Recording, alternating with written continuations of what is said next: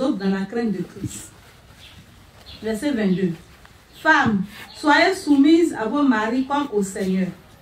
Car le mari est le chef de la femme, comme Christ est le chef de l'Église, qui est son corps et dont il est le sauveur. Amen. Donc voilà un commandement du Seigneur pour les sœurs, les femmes. Alléluia. Le Seigneur leur demande, demande réellement aux femmes d'être soumises à leur mari. Les femmes mariées réellement d'être soumises à leur mari.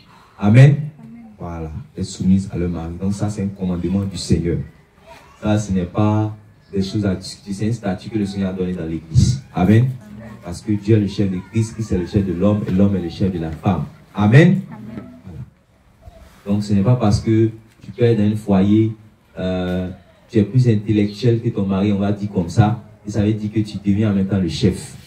Ou bien tu gagnes plus de revenus que réellement ton mari, automatiquement tu deviens le chef de la famille. Non. Ou bien parce que tu es blanche et puis le frère est noir, donc tu dois être le chef. Non. Souvent aussi, en Europe, une fois il parlait de ça, j'étais en ligne un peu dans les années passées. Souvent il y a dans certaines contrées, les mentalités ne sont pas les mêmes. Une fois que vous arrivez en Europe, je vais dire comme ça, chez les Benguis, puisque là-bas c'est le time, c'est le temps. Ouais, non. Donc, par exemple, matin, l'autre sont au travail, après l'autre doit aller bouillir, après l'autre doit. Donc, les gens se changent, tu vois. Non? Donc, ça fait qu'on a développé dans cette idée de pouvoir, par exemple, s'entraider. Ouais, non. Puisque si ma femme doit aller au travail, doit aller faire les affaires, tout ça, moi j'ai réussi avec les enfants. Donc, naturellement, c'est moi, je vais m'occuper d'eux, je vais les laver, je vais les baisser jusqu'à ce qu'ils dorment, jusqu'à ce que le moment arrive, tout ça. Donc, les gens se sont habitués à ça. Donc souvent tu peux voir une soeur, elle est dans le foyer comme ça, elle va dire, chérie, tu peux prendre le balai là, tu peux balayer ici. Chérie, tu faut me piler tu me piles la graine, tu me piles la graine, tu piles ça bien. Puis voilà, comme tu vois, ils ont perdu des valeurs. Et puis chez eux, c'est ça coule, ça va. Est-ce que vous comprenez? Je dis chez eux, voilà. Oh, ce n'est pas ça. Non. C'est pas parce que tu es en Europe que réellement. Non. Amen. Moi, un homme, je peux faire des choses réellement par amour. Alléluia. Mais ce n'est pas mon devoir. Par amour, je peux prendre le balai. Je peux même laver même les habits de ma femme. Je le fais réellement, je peux le faire par amour. Je peux dire, ah, je vais préparer, faire par amour. Je peux parler ici, je peux le faire par amour. Mais mon devoir, c'est pas ça. Quand vous lisez Tite chapitre 2, qu'est-ce que l'apôtre Paul dit aux femmes âgées d'enseigner aux jeunes femmes? Lisez.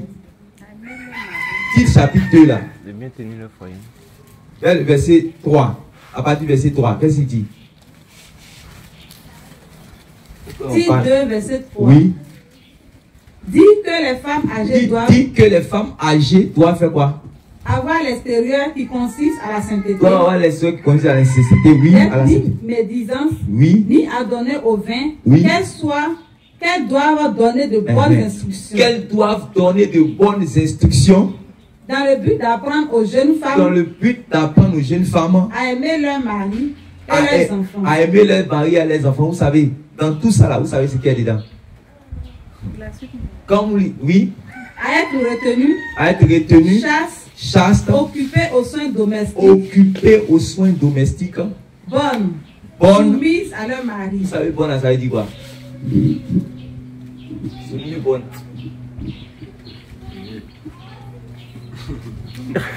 Soulignez ça, vous n'avez pas vu ça, vous avez vu. Soulignez ça. Il est souligné.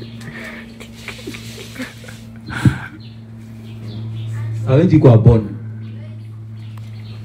Vous avez levé ta main. Oui. Servante.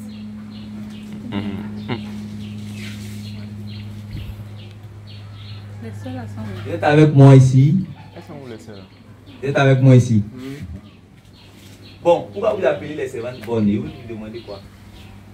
En quoi est-ce qu'une servante s'appelle bonne? Je ne sais pas. Oui. Derrière le mot bonne, ça vient de bon. Donc c'est quelqu'un qui qui est bon à tout faire. Donc bon à tout faire. Ça veut dire quoi? C'est viable. Est-ce que vous suivez ça? Ça veut dire c'est viable. Est-ce que vous comprenez? C'est viable.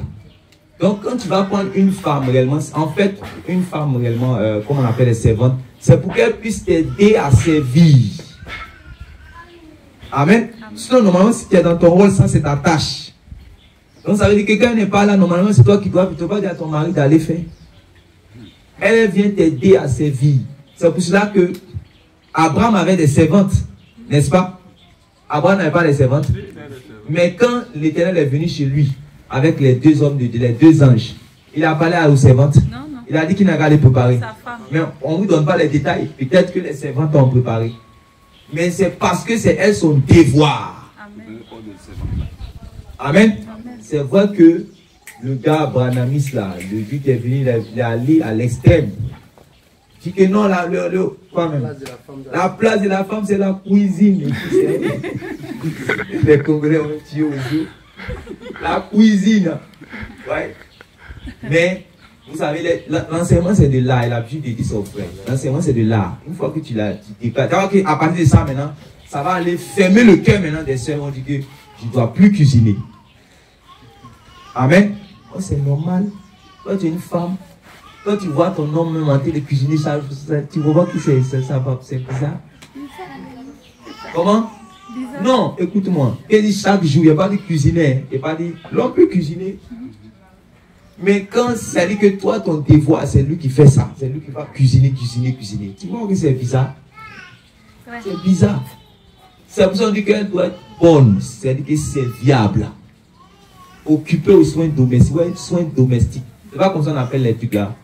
Oui. C'est pas comme ça qu'on appelle les nounous, les servantes. On dit domestique là, domestique. Quand vous lisez la femme sage, vous dites la femme sage, la femme sage. C'est pas aller travailler seulement. Tout ce qu'elle faisait, vous n'avez pas vu. On parle de ce qu'elle fait. Elle s'occupe de la maison. Amen. C'est très important. Mais en même temps, il y a toujours les extrêmes partout. Une fois que aussi les bons frères aussi ont entendu ça automatiquement, sur lui, il a eu une esclave. Au lieu d'avoir une femme, il a eu maintenant une esclave. Chérie, tu n'as pas fait ça. Chérie, tu n'as pas fait ça ici. Quoi? Alors que tu sais que réellement, c'est l'homme comme toi. Et c'est ta femme, c'est ton corps. C'est pour ça, le Seigneur dit de l'aimer. Et si tu l'aimes, tu vas voir que tu ne peux pas la laisser faire tout à la fois. Sinon, tu vas la tuer. Amen. C'est pour ça que tu vas vraiment l'aider par amour. Et c'est là maintenant que vous allez vous partager. Mais quand on ne fait pas ça dans cet esprit-là, et qu'on le fait dans un esprit parce qu'on est en Europe, donc, dès qu'on est en Europe net, voilà, donc toi tu t'occupes des enfants, lundi, mardi, mercredi, jeudi, puis bon, comme je bosse les 2 jours, bon, voilà, donc je vais te donner le menu, et tu fais la sauce graine. Souvent même la fille, elle est dans le salon, elle est en train de regarder la télévision, faut même jeter un coup de balai ici, la chérie, jeter un coup de... Et puis c'est devenu son habitude. Non. Il dit que tu es une fille de Sarah, ça ne doit pas se faire. Amen. Amen, non? Amen. Une fille qui a reçu une bonne éducation, même de sa propre mère qui n'est pas convertie. Il y a d'autres qui ne sont pas forcément convertis. On va aller au Sénégal. Ils sont remplis dans les maraboutages. Mais elle n'est quand même t'apporter le riz. Tu vas voir comment elle va faire avec beaucoup de respect. Vous avez déjà vu ça, non? C'est les Arabes. La dame qui t'a donné un témoignage de... Où elle est partie au Koweït là. Elle dit, quand le mari là arrive, ce n'est pas la servante qui doit aller ouvrir la porte. Quand il arrive comme ça, même elle rentre dans la chambre, elle appelle en même temps. Dès qu'il arrive, il va descendre la voiture, il va garer la voiture, maintenant il va rentrer par le salon, tout ça. Donc c'est elle normalement qui doit l'ouvrir. Elle appelle en même temps ces servantes là. Regardez comment je suis mise. Est-ce que c'est bien? Je suis bien coquette. Est-ce que je suis bien? Voilà, elle met comme ça. Le foulard, elle regarde, elle se parfume, bien. Est-ce que je suis bien? Voilà. Et puis, c'est elle maintenant qui va aller ouvrir maintenant la porte maintenant à son mari. Qu'elle ouvre la porte là, avec beaucoup de soumission, elle vient, qu'elle même apporte à manger, c'est pas elle qui prépare, mais une fois que son mari est là, elle doit jouer son rôle. Elle dit, la femme a dit, quand son mari avait déconné, et puis elle a quitté réellement son foyer, elle allait être enseignée là-bas les Arabes, la femme arabe. Elle dit, ils ont des millions. Mais dans ces gens d'affaires là, non, elle ne joue pas. C'est elle qui doit vraiment, ah si chérie, tu es rassasié, ça va, voilà. Pourtant, ils n'ont pas le Christ. Il faut imaginer maintenant, toi, tu dis que tu as le Christ. Alléluia. Donc, il faut que les choses soient. Puis quand la soumission, ça va avec. Amen. Amen.